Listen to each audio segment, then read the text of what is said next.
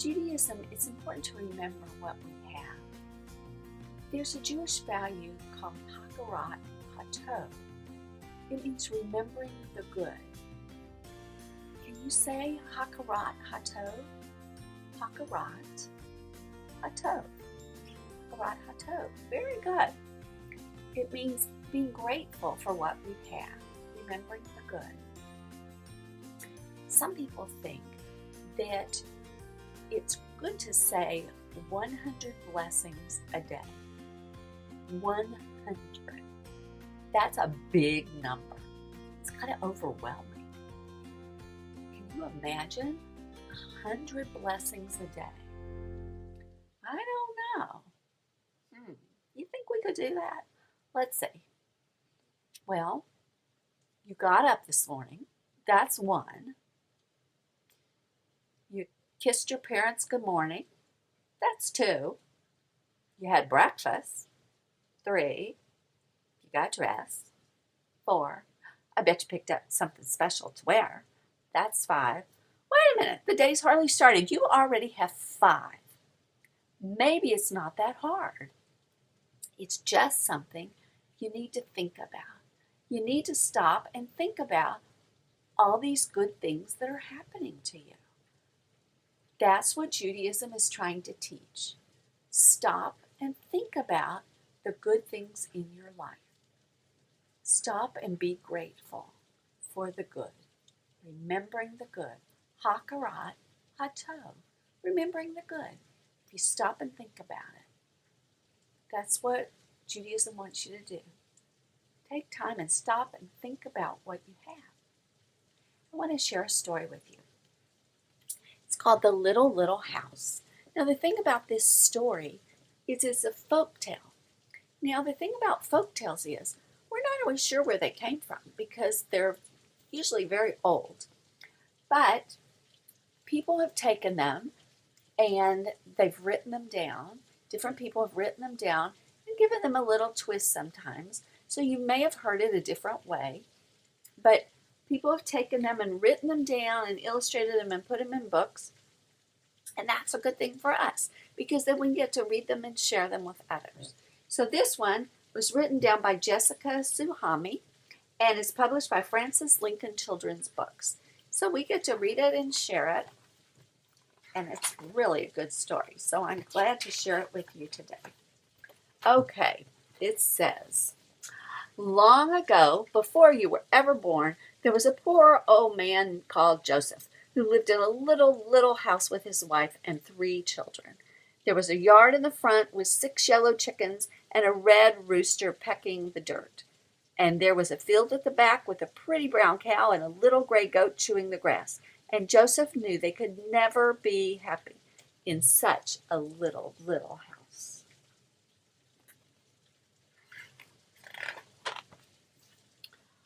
How can we be happy? Joseph sighed. We're so jammed and crammed, so squashed and squeezed. There's no money for a bigger house. So what can I do?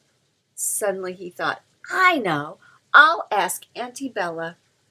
Auntie Bella was clever and kind. She listened to everyone's problems and always gave good advice. Oh, he looks so unhappy.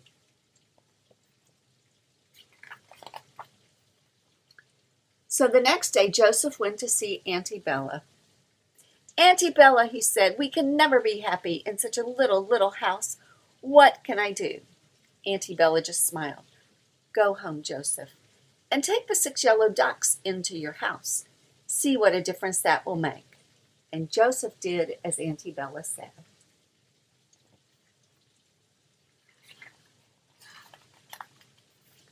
But this is what happened.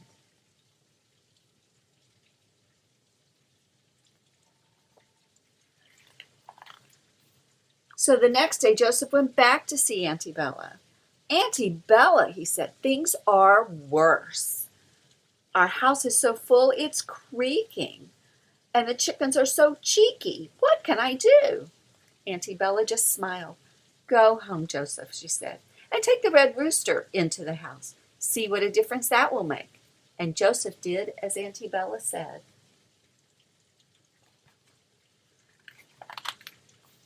But this is what happened.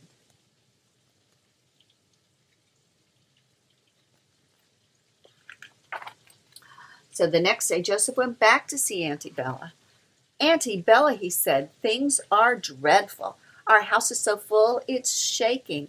The chickens are so cheeky, and the rooster's so noisy. What can I do?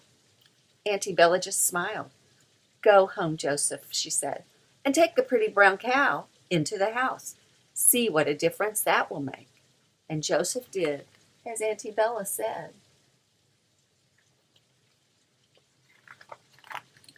But this is what happened.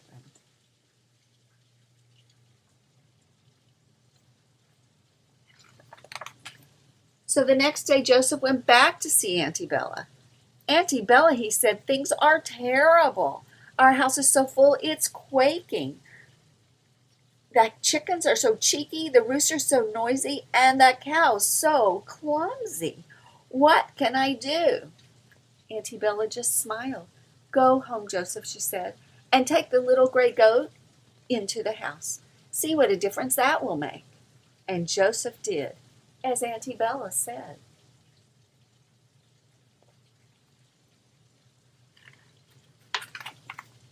But this is what happened.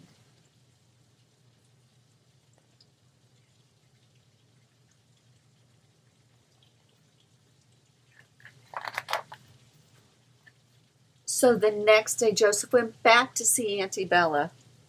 Auntie Bella, he said, things are impossible.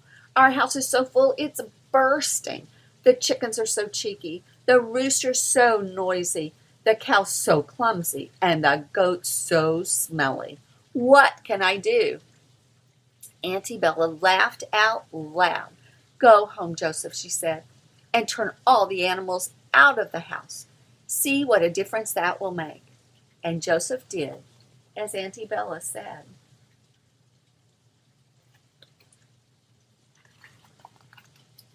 And this is what happened. How peaceful it is, sighed Joseph. How quiet and clean. Our house is not so little after all. He smiled. How happy we are. And the next day, Joseph went to thank clever Auntie Bella.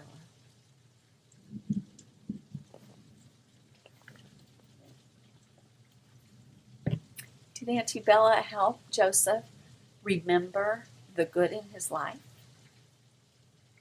She helped him to be grateful and thankful for what he had. I like that story. I hope you liked it. I'm grateful you listened. Thank you. Since we're talking about incorporating being grateful into your day, we're going to do a craft that will help you do that. We're making a gratitude stick. So you need to go out into your yard and find a stick.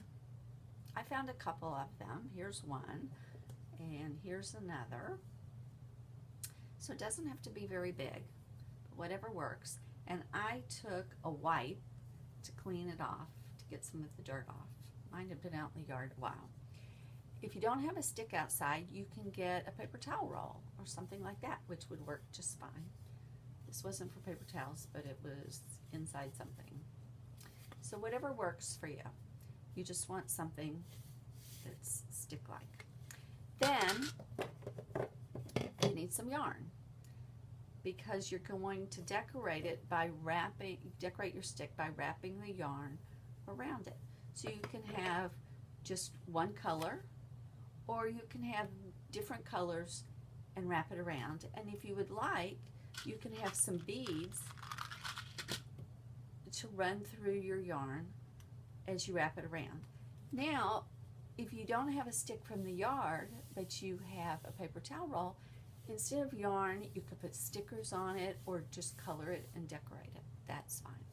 You just want a special stick to use as your gratitude stick. So you're just going to take your yarn and wrap it around to decorate it. So I did mine. So you're going to decorate it. So I did mine. I used yellow yarn and green yarn, and I put beads in, and I've knotted the end, but I also added some tape to secure it, and I did some tape underneath. So this is my gratitude stick. So once you've finished it and decorated it any way you want, so at a special time with your family, it can be after dinner or it could be before bedtime. You decide with your family when you're going to use your gratitude stick, and you pass it around to each member of your family, and each of you use the gratitude stick, and when it's you're holding it, the person who's holding it gets to say what they're grateful for that happened to them that day. Enjoy using your gratitude stick.